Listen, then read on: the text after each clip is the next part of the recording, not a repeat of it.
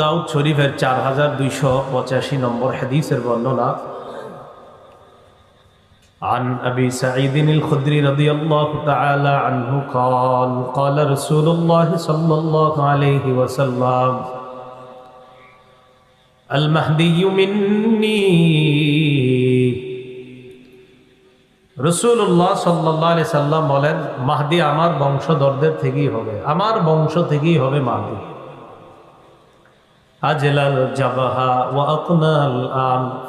কপালটা হবে উজ্জ্বল চওড়া, নাকটা হবে উঁচু।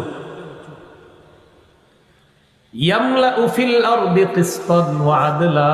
কামা মুলিআত জাওরান ওয়া যুলমা, যেমনি ভাবে পুরা দুনিয়াটা জুলুম, অবিচার আর পাশবিকতার জয় জয়কর অবস্থায় পুরা পৃথিবী যখন ভরে যাবে, ঠিক তেমনি ভাবে